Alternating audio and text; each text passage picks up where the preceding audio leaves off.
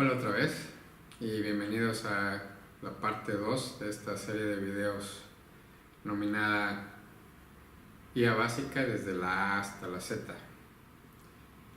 Bien, en esta ocasión voy a hablar de telescopios y de telescopios.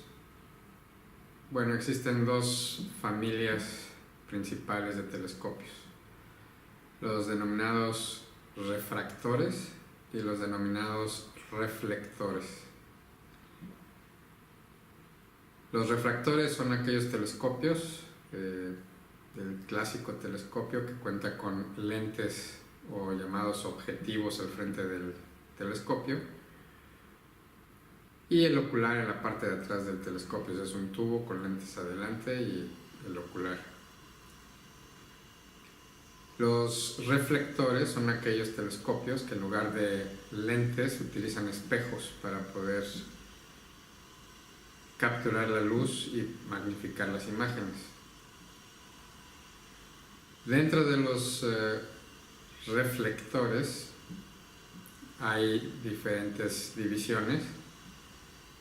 Tenemos un diseño clásico, de hecho fue el primero del tipo reflector, que fue inventado por Isaac Newton y se llama newtoniano.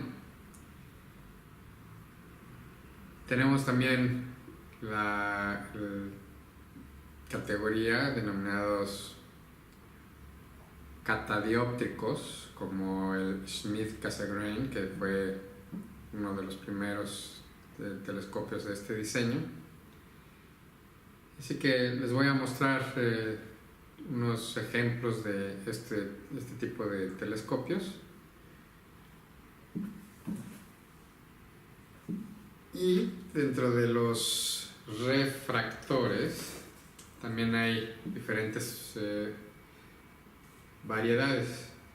Tenemos los que se les denomina acromáticos, como este que tengo aquí en la mano.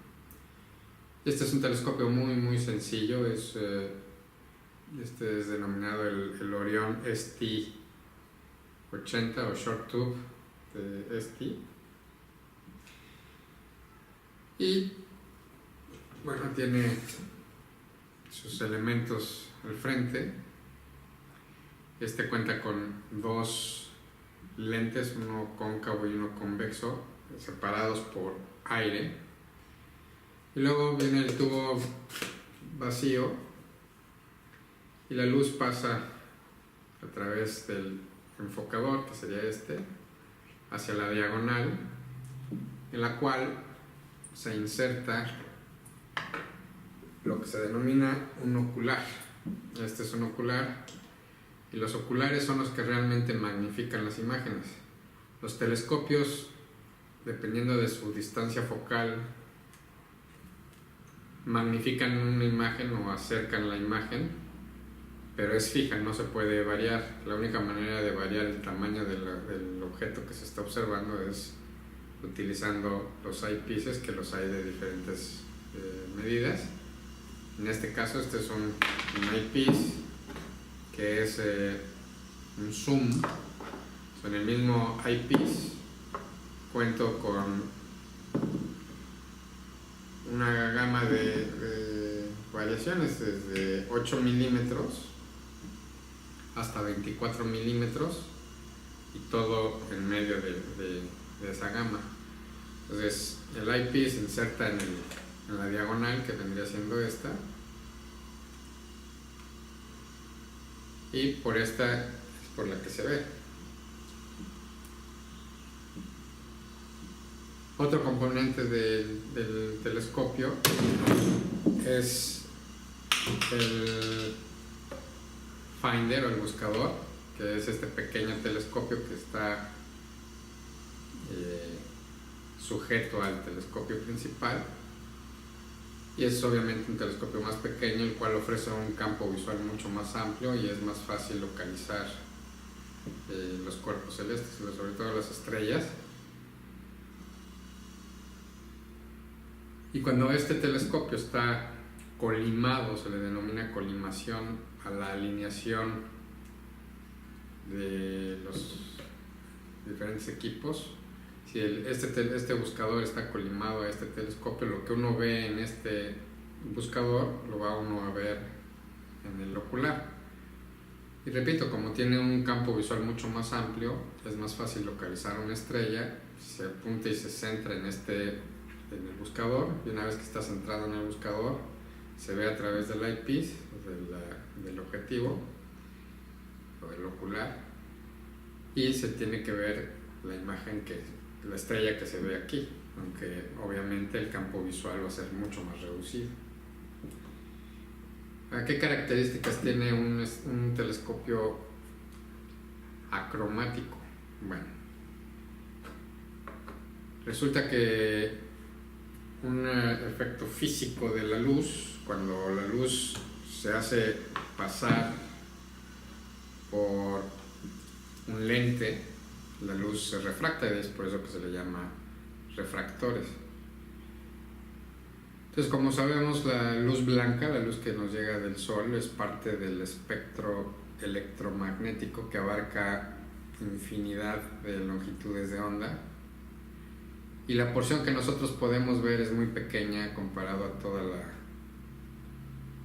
la gama o el ancho del espectro electromagnético, entre los que se encuentran los rayos X, los rayos gamma, los infrarrojos, ultravioletas, el otro extremo, y ya esos extremos nosotros no podemos verlos.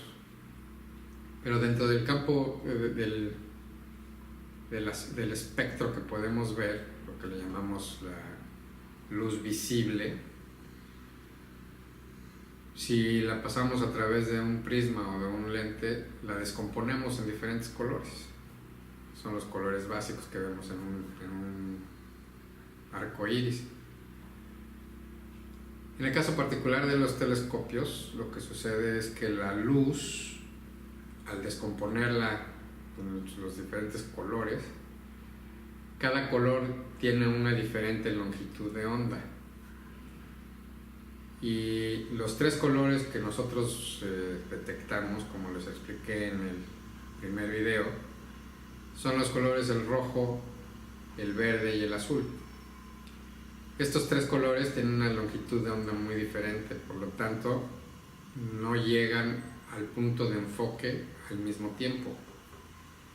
¿Y qué sucede? Que las imágenes en los telescopios acromáticos muestran vamos a llamarlo, no es un halo, sino que, por ejemplo, si uno ve la luna o cualquier objeto muy brillante, en un extremo se puede ver, o en la orilla de la superficie del planeta o de la luna, se puede ver un color falso que vendría siendo ya sea o rojo o verde o azul, dependiendo de la longitud de onda que los lentes de un acromático descompongan. ¿Cuál es la desventaja? Bueno, pues que si uno saca una fotografía, por ejemplo, de la luna a través de un telescopio acromático con una cámara a color, se va a ver ese color falso. Otra desventaja es que las imágenes no van a ser súper nítidas debido a este desfasamiento de la longitud de onda de los colores. Por lo tanto, los tres colores no llegan al punto de enfoque igual. Sin embargo, pueden ser utilizados con cámaras monocromáticas y utilizando filtros, los que se denominan LRGB, que sería un filtro transparente que filtra la luz infrarroja, y con ese filtro se toman lo que se le conoce como los lights. Y luego viene el RGB, que vendría siendo un filtro rojo, uno verde y uno azul, por sus siglas en inglés, red, blue and green. Si uno utiliza una cámara monocromática con los diferentes filtros, hay que reenfocar para cada uno de los filtros. Cuando uno saca la fotografía con el filtro rojo, tiene un punto de enfoque y sucesivamente, cada vez que se cambia de filtro hay que reenfocar el telescopio, pero se corrige esa aberración cromática. Así que esa afecta únicamente si se saca fotografías con una cámara a color o cuando uno está observando a simple vista. Después de los acromáticos viene otra división que se llaman semi-apocromáticos. Y un ejemplo de ese telescopio vendría siendo este otro. Este es un William Optics. También es lo mismo, tiene sus lentes al objetivos en el frente del telescopio. ¿Qué lo hace diferente? Bueno, el material del que están hechos los cristales, los lentes, es muy diferente al de un acromático y tienen recubrimientos especiales en los lentes que ayudan a corregir un poco la aberración cromática, ese desfasamiento del color. Se le denomina aberración cromática. Entonces el semiapocromático va a corregir en gran medida la aberración cromática, pero no la va a corregir del todo. Y por último tenemos los apocromáticos. Dentro de los apocromáticos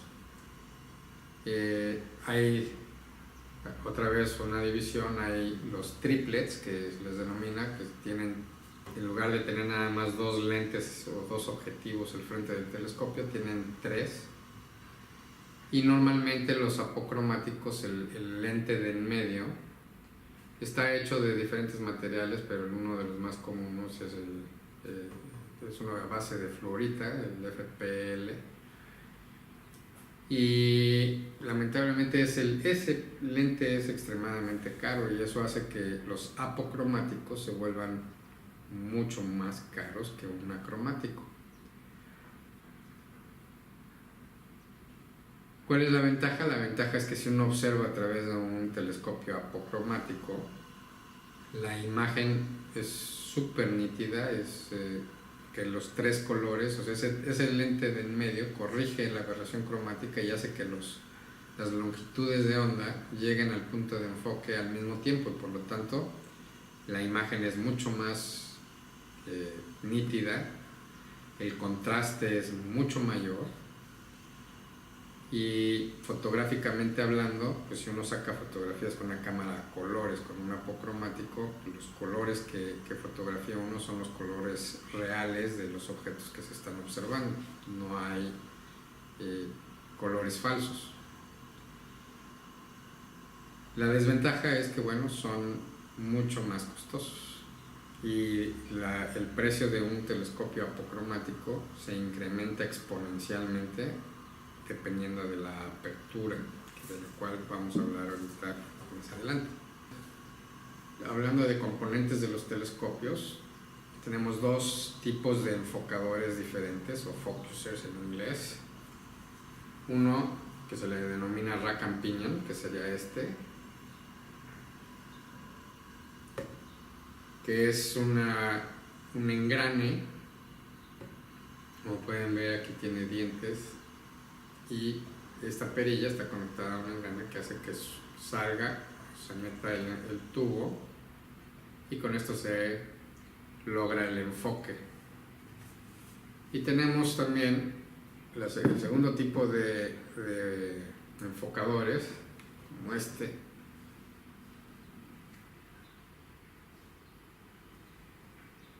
que se les denomina Crayforth. Este tipo de enfocadores no tiene engranes y normalmente vienen con una perilla, con un reductor, el cual esta perilla dorada, por cada 10 vueltas de la perilla dorada, la perilla blanca da una vuelta, lo cual permite un enfoque mucho más preciso, y para fotografía es indispensable, ya que el enfoque que se puede obtener con un enfocador de velocidad sencilla no es tan preciso como con uno de doble velocidad. Bien. ¿Qué es lo que uno tiene que ver cuando uno piensa en comprar un telescopio? Bueno, primero que nada, como les he insistido en los videos anteriores, tienen que pensar qué es lo que quieren ver o qué es lo que quieren fotografiar. Y la razón es porque no existe un telescopio que pueda abarcar toda la gama de cosas que le puede interesar a un amateur. Entonces, los telescopios tienen diferentes características. Una se le denomina distancia focal, que vendría siendo la distancia la cual la luz tiene que viajar desde el objetivo principal hasta el punto donde encuentra enfoque, ya sea en el eyepiece o en la cámara o lo que sea. Entonces, a eso se le denomina distancia focal. Mientras más grande sea la distancia focal, los objetos se van a acercar hacia nosotros más. Es como un telefoto de una cámara fotográfica. Si uno aplica el zoom, se ve que el lente se hace grande, o sea, se está alargando la distancia focal y hace que el objeto parezca más cerca de la cámara. ¿Cuál es el problema de esto? Bueno, mientras más grande sea la distancia focal, más reducido es el campo visual que puede uno ver a través del telescopio. Entonces, cuando uno trata de observar o de fotografiar objetos muy pequeños, como vendrían siendo los planetas, Júpiter, Marte y Venus, se requiere de una distancia focal muy grande para poder acercar la imagen del planeta, por lo que se esté viendo, y a través de los eyepieces o de los oculares se magnifica esa imagen que está capturando el telescopio. Mientras más corta sea la distancia focal, más amplio es el campo visual y por lo tanto la magnificación es mucho menor, o sea, no se ve tan cerca el objeto, pero abarca más espacio, más parte del cielo. Entonces, dependiendo del eyepiece, de qué magnificación tenga el eyepiece y de qué características tenga en cuanto a campo visual del puro eyepiece, también tiene las mismas características como un telescopio. Combinando el telescopio con el eyepiece es el campo visual que se va a tener, o si está hablando uno de fotografía, dependiendo de la cámara, dependiendo del tamaño del sensor de la cámara, nos va a determinar el campo visual que podemos capturar con determinado telescopio. O sea, si yo a un telescopio de estos que tiene un campo visual muy amplio le pongo una cámara con un chip muy pequeño, estoy limitando el campo visual, aunque el telescopio de por sí es capaz de otorgar un campo visual amplio. Entonces, ¿qué es importante? Bueno, si quieren fotografiar planetas o ver planetas con detalle y quieren ver a Júpiter, sus bandas, si quieren verle las lunas, si quieren ver los detalles de la atmósfera de Júpiter, van a requerir un telescopio con una distancia focal muy grande, lo cual hace que los telescopios refractores se vuelvan un poco imprácticos, ya que al ser un tubo, pues si quiere uno aumentar la distancia focal, pues tiene uno que utilizar un tubo más grande y llega un momento en que bueno, no lo puede uno manejar. La otra desventaja es que tienden a ser muy pesados y mientras más grande sea el telescopio, más pesado se vuelve, por lo tanto requiere de monturas más estables, de monturas más precisas y más costosas, obviamente. Pero los telescopios en el rango de estos telescopios que tengo aquí, que va de 400 milímetros a 500 milímetros, hasta 1000 milímetros, estamos hablando de un telescopio de 1 metro de largo. Son manejables, pero ya más allá de 1000, 1500 milímetros ya empiezan a ser más complicados, porque ya transportarlos es un problema y, repito, vuelven a ser, se hacen más pesados. Entonces tienen que tener muy claro qué es lo que quieren ver. Con uno de estos telescopios pequeños se pueden fotografiar o ver objetos grandes, nebulosas, cúmulos abiertos o open clusters que se les llaman.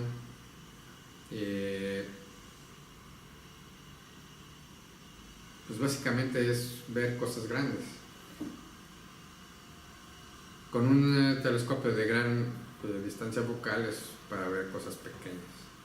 Aunque existe una técnica en la cual se puede crear un mosaico con si uno tiene un telescopio de distancia focal muy grande, no puede abarcar la imagen completa de la que uno quiere fotografiar, que hay veces que son demasiado grandes. Existe una técnica en la que se saca un mosaico y se va sacando diferentes fotografías hasta que se forma toda la imagen. El problema de eso es que obviamente se vuelve mucho más complejo el procesado de las fotografías. Entonces a veces es más fácil o mejor tener un telescopio que abarque la imagen completa, y entonces el proceso de la fotografía se reduce muchísimo. Pero bueno, si uno nada más tiene un telescopio con gran distancia focal, esa es una solución.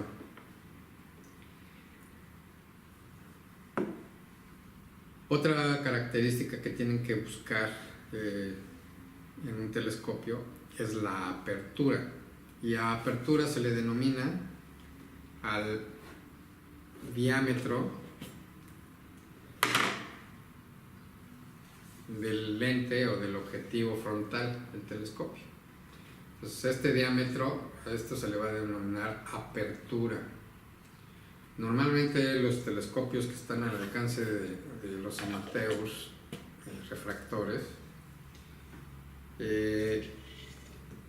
difícilmente llegan a exceder 150 milímetros o 6 pulgadas de apertura, y la razón es porque se vuelven casi incomprables. O sea, especialmente si estamos hablando de un apocromático, un telescopio apocromático de 150 milímetros fácilmente rebasa los $10,000, pero fácilmente, si no es que más.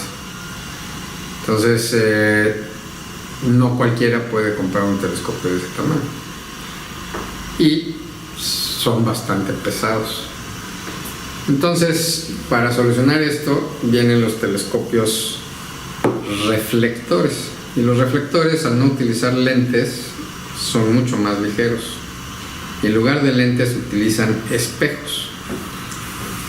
Y como un ejemplo de un telescopio reflector vendría siendo este telescopio, que es un newtoniano. Este es muy pequeño.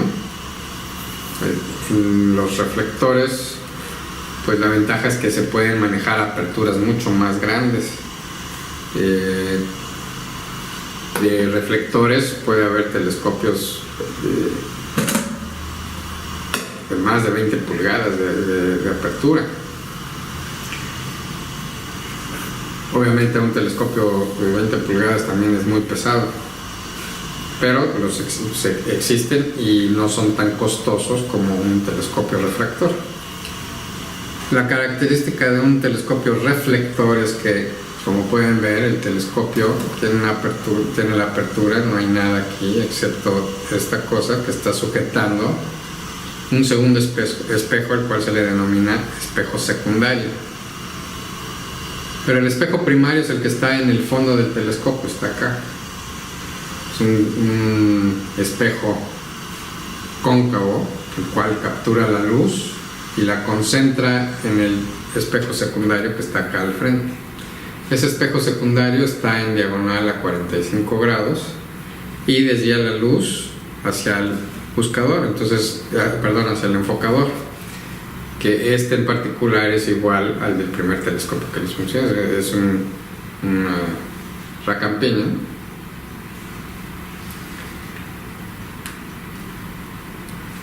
Y En este telescopio el ocular se pone aquí adelante.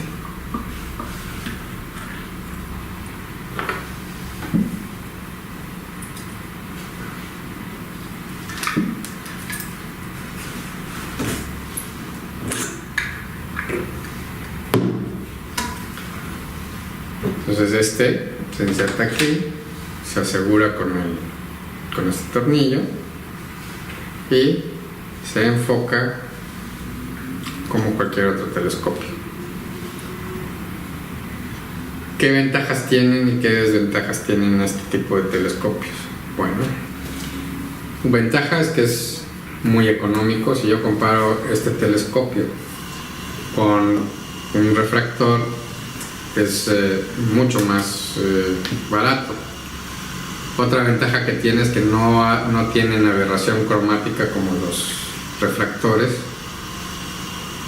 pero tienen otro tipo de defectos, que uno se le denomina coma.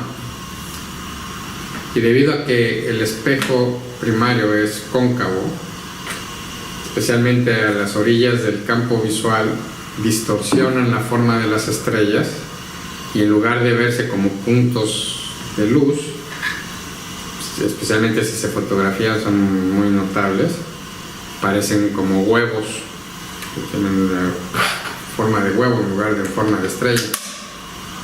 Eso se corrige poniendo unos lentes, especialmente para cuando se habla de astrofotografía, para corregir ese coma. También los refractores llegan a tener ese problema debido a la curvatura de los lentes. Y también para los refractores existen correctores que les llaman field flatteners, que vendría siendo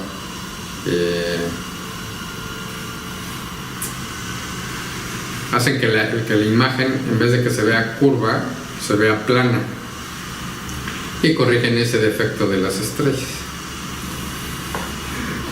Ahora, volviendo al reflector, ¿qué problema tiene sobre todo este tipo de diseño el newtoniano? El problema que tiene el newtoniano es que la alineación o colimación entre el espejo secundario y el primario es crítica. Si no está perfectamente colimado, las imágenes que puede uno ver a través de este telescopio van a ser borrosas. Es como si uno tuviera astigmatismo o si tuviera algún problema en los ojos que necesitas corrección de lentes para poder observar. Lo mismo sucede con los telescopios. Entonces es indispensable mantener esa colimación perfecta o lo más perfecta posible. Por lo tanto, es un poco más avanzado comparado con un refractor, en el sentido de que necesita uno tener un poquito más de experiencia para manipular, llevar a cabo la colimación correctamente. La ventaja del refractor es que casi es libre de mantenimiento, ¿no? Hay algunos modelos que tienen la posibilidad de colimarse los lentes, pero la mayoría de los telescopios pequeños no tienen esa capacidad, o sea, vienen de fábrica ya colimados y están fijos. En este, cada vez antes de utilizarlo hay que checar que esté bien colimado para que la imagen sea correcta. Esa es una desventaja de este, pero bueno, es un procedimiento que se logra a través de un colimador, se le denomina, es un aparato, un accesorio que es indispensable. Si compras un newtoniano, es indispensable que tengan un colimador, y es el que se usa más comúnmente, es uno a base de láser, y por medio del láser es un procedimiento que luego se los enseñaré. Se alinean los espejos de manera de que estén perfectamente colimados y pueda uno tener una imagen clara. Entonces tiene un poquito más de cuidado. Ahora, en estos días hay muchos modelos de telescopios. Hay una, digamos, en la familia de los catadióptricos, uno de los primeros modelos que salió al mercado fue este, que es un modelo, se le denomina Schmidt-Cassegrain. Este telescopio, este ya está viejito, como pueden ver tiene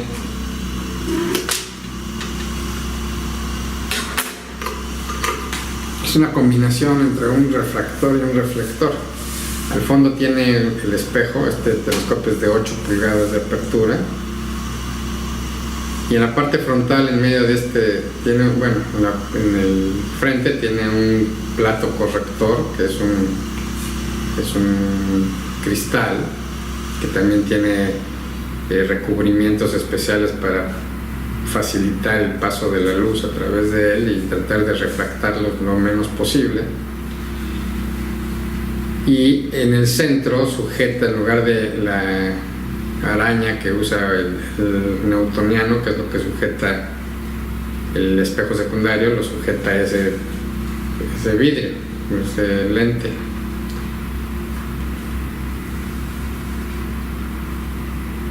El problema que tiene es, bueno, la ventaja que tiene este telescopio es que es un telescopio con un diseño muy muy compacto. Como pueden ver, es muy chiquito, o sea, pero por el diseño que tiene, en este telescopio la luz entra por la apertura, viaja hasta el fondo donde está el espejo primario, rebota hacia el espejo secundario, y a diferencia del newtoniano, que está a 45 grados y lo manda por aquí adelante, este es un espejo convexo, el cual manda la luz otra vez hasta el fondo del telescopio, y en el centro del espejo primario hay una apertura donde pasa la luz y llega al enfocador. En este caso, este telescopio, bueno, le puse este enfocador adicional, que es de los que se puede ajustar finamente para astrofotografía, pero normalmente el enfoque de un Schmidt-Cassegrain se logra a través de esta perilla negra que está aquí. Esta perilla lo que hace es que, en lugar de sacar y meter un tubo donde va el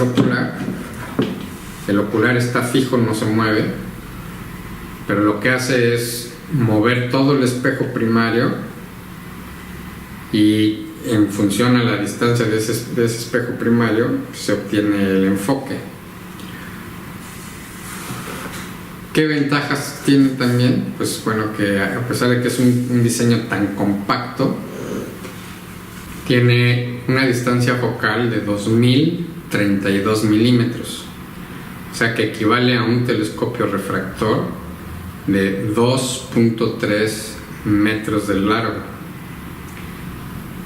Así que pues, es mucho más fácil transportar este telescopio que uno de 2.3 metros de largo. Otra ventaja es que, bueno, este tiene 8 pulgadas de apertura, mientras que encontrar un refractor de 8 pulgadas costaría no sé cuánto, pero un dineral. Así que ahí es donde entran los catadióptricos. Ahora hay nuevos diseños, nuevos modelos. Está el Maksutov Cassegrain, que es una combinación de este tipo de telescopios, la misma filosofía del diseño de cómo viaja la luz dentro del telescopio. Así que incrementa la distancia focal enormemente con diseños compactos, con una gran ventaja, que el espejo primario no se tiene que colimar. En el caso de del Schmidt-Cassegrain, el espejo secundario se tiene que colimar. Con esto lleva unos tornillos aquí con los cuales se ajusta la inclinación del espejo, y con eso se alinean con el espejo primario. Es un poco complejo el proceso de colimar uno de estos telescopios. No es tan fácil como el newtoniano. Por ejemplo, el newtoniano, teniendo el colimador láser, pues se colima muy rápido. Realmente se puede colimar en, no sé, 3, 4, 5 minutos, ya con experiencia hasta menos. La cuestión es que en un newtoniano, además de mover el espejo primario, también se tiene que ajustar el espejo secundario, o sea, hay que mover los dos espejos. En el Smith-Cassegrain nada más hay que mover el espejo primario, y en el caso del Maksutov-Cassegrain pues no hay que mover nada, porque no se colima, ya está colimado. El espejo secundario es completamente fijo, y el primario pues se mueve igual que el Smith-Cassegrain. Entonces esa también es una muy buena opción para hacer un poco más fácil la operación de los telescopios. Las ventajas son que magnifican mucho, son muy buenos para ver planetas, para ver cosas muy pequeñas. El problema es que en la relación que existe entre la apertura y la distancia focal se le denomina f-stop o f-number, o sea, el número f. Y eso no es más que la relación que existe, se obtiene dividiendo la distancia focal del telescopio entre la medida del diámetro del objetivo primario en el caso de un refractor, o del diámetro del espejo primario en un reflector. Entonces tiene que ser medido en milímetros. Entonces si uno tiene, por ejemplo, tiene una distancia focal de 2032 milímetros y tiene una apertura de 8 pulgadas que equivale a 203 milímetros. Si dividimos 2032 entre 203, nos da un F10. ¿Qué importancia tiene este número? Bueno, un telescopio que tenga un número F muy grande inmediatamente significa que tiene una gran magnificación, o sea, tiene la distancia focal es mucho más grande que la apertura. El problema es que mientras más grande sea ese número, el tiempo que requiere, hablando de astrofotografía, el tiempo que requiere una fotografía de exposición es mucho más largo que el tiempo que requiere un telescopio con un número F muy bajo. A los telescopios que tienen un número F muy bajo se les denomina que son muy rápidos, un fast telescope. ¿Y por qué se les denomina fast? Bueno, porque precisamente requiere menos tiempo para capturar la misma cantidad de luz. O sea, requiere, pensando en que la cantidad de luz requerida para obtener una imagen, imaginando que los fotones fueran agua y que tenemos un vaso con agua o un balde con agua, bueno, pues depende que ese F-number nos va a decir qué tan rápido se va a llenar ese vaso con agua, o sea, con la luz requerida para la imagen. Entonces en nuestra fotografía es indispensable tratar de obtener las fotografías con la menor exposición posible, debido a que las monturas y el tracking y todo esto no es tan preciso como para poder sacar fotografías de horas de exposición, ¿no? Entonces, si tienes un telescopio rápido, te permite utilizar monturas un poco menos precisas. ¿Okay? Ahora bien, ese número va a variar dependiendo entre la misma relación de la distancia focal y la apertura. Por lo tanto, es indispensable para tener un telescopio rápido que la apertura sea muy grande en relación a la distancia focal. Entonces el resultado nos va a dar un número muy pequeño. Y ese tipo de telescopios se les denomina astrograph. ya que son especialmente diseñados para astrofotografía. Y yo tengo un newtoniano Astrograph de 10 pulgadas de apertura, 1000 milímetros de distancia focal, y lo hace un f3.9. Entonces es un telescopio bastante rápido. Este telescopio pequeño también, aunque es pequeño, pero también es para astrofotografía, y este es un f4.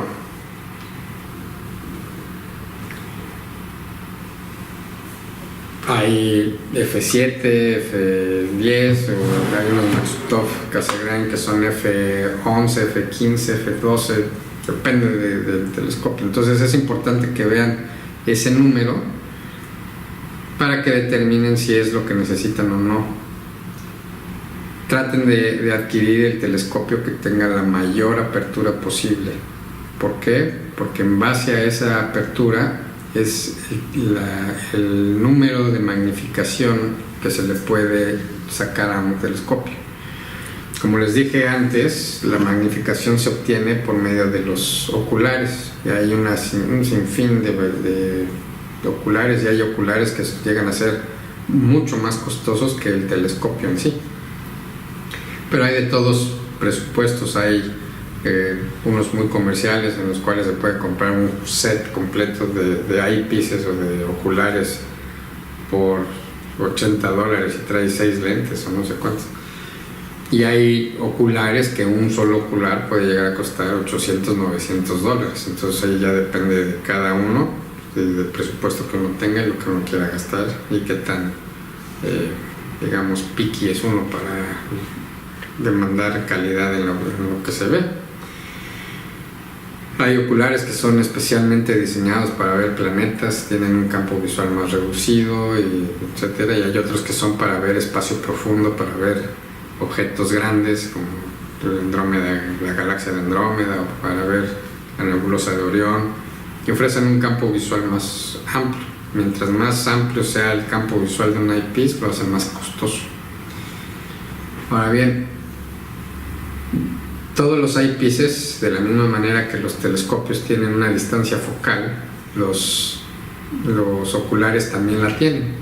Como les decía, este es un zoom que abarca desde 8 milímetros hasta 24 milímetros. O sea, 8 milímetros es la distancia focal mínima que tiene, hasta 24, y esto es por medio de adentro tiene varios elementos de lentes que se mueven y cambian la distancia focal. Hay otros que son fijos, que son un poco más baratos, y entonces en ese caso se requiere diferentes eyepieces o oculares para poder magnificar la misma imagen. Como les repito, el telescopio es fijo, no puede cambiar la magnificación, y eso depende de la distancia focal. Pero esa imagen sí se puede magnificar con esto. Entonces, la relación que existe entre la distancia focal del telescopio y la distancia focal del eyepiece nos va a dar la magnificación. Entonces, como les comenté en el primer video, un telescopio, la limitación física, o sea, no es porque el telescopio esté diseñado así, simplemente ya la luz no permite magnificarse más, es 50 veces por cada pulgada de apertura. Por lo tanto, este telescopio, este Smith Cassegrain de 8 pulgadas de apertura, puede magnificar 400 veces el tamaño del objeto. Para saber cuántas veces estamos magnificando un objeto, entonces dividimos la distancia focal del telescopio entre la distancia focal del eyepiece, y el resultado nos va a dar el número de veces que estamos magnificando la imagen. Y ese es el motivo por el cual una gran apertura es indispensable para poder magnificar más el objeto. Entonces, por ejemplo, un telescopio de 80 milímetros refractor, si convertimos los 80 milímetros en pulgadas, 3,5 pulgadas o algo así.